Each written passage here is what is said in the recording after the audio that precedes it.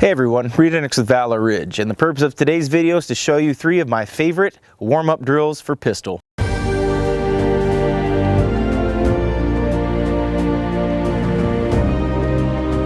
First one we're going to do is cold from concealment. The reason why I like to go cold from concealment is that's what you're going to have to do if you have to defend yourself, unless you're coming straight from the range. But most of us, when we get attacked or when we have to deal with violent behavior that requires the use of deadly force, we're going to be going cold. There's not going to be any warm-ups.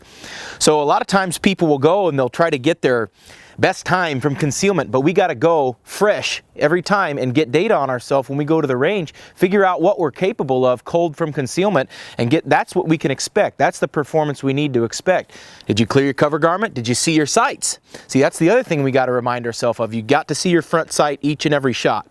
So what I like to do is I like to go cold 1 to 3 rounds from concealment. I vary it each and every time.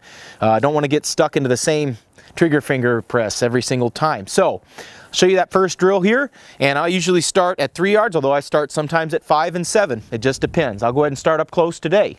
All right, guys, I'm here at 3.5 yards, typical gunfight distance for a lot of people and police officers especially. So what I'm going to do is I'm going to shoot 1 to 3 rounds, and we'll see how long it takes, and I'll show you my first shot as well. My target is this 8-inch vital zone circle, and I'll try to keep them in the spine box for you.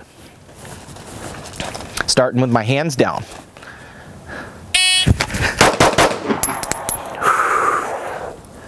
All right, if you can see, come on up here. We're going to show you what our first time was. My first shot was a .90. That's slow for me, but remember, this is cold. I mean, it's cold out here, and that's shot cold. There's no warm-ups there. .90, .109, and then .12 or 1.27. So as you can see, 3 good spine box hits right there in 1.27 seconds, and I'll take that cold. Next, what I do is I go for my ready positions. I go from my challenge or confrontation or low ready position, and sometimes I'll work my high ready position. I like working both, and sometimes I'll even work with muzzle down to see my presentation. What I like to do is really pick up my front sight on the way to the target and press a good shot off. So I'll show you one from each. We'll start with the muzzle down position, and what I like to do is go from here, and I like to see my front sight, and I really like to get a good press, a good clear front sight picture. I like this position because it's very versatile.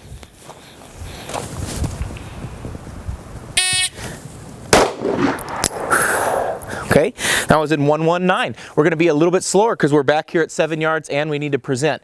From the high ready, this will be a little bit quicker.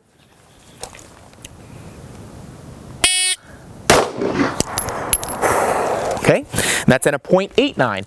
And of course, from the challenge, this one should be around a half a second.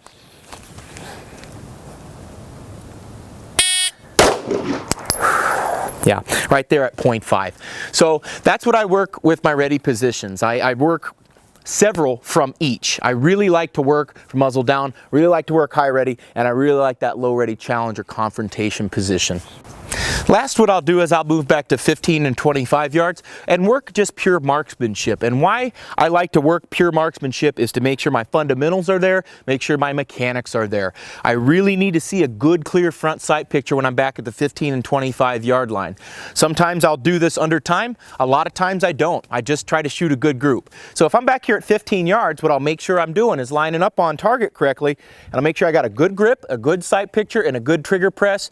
And what I really like to concentrate on is a clear front sight when I break the shot. And once again, you could work high ready, low ready, or you could even work Sewell, although I think high ready would be appropriate in this case. So I'm out here on target. I'm going to press out, see a good clear front sight picture, and I'm going to move my trigger back smooth. That felt good. That felt right through the middle of the black. Notice how I don't just drop the pistol down immediately. I keep that pistol out on the target, follow through, prep for another shot. So let's do one more.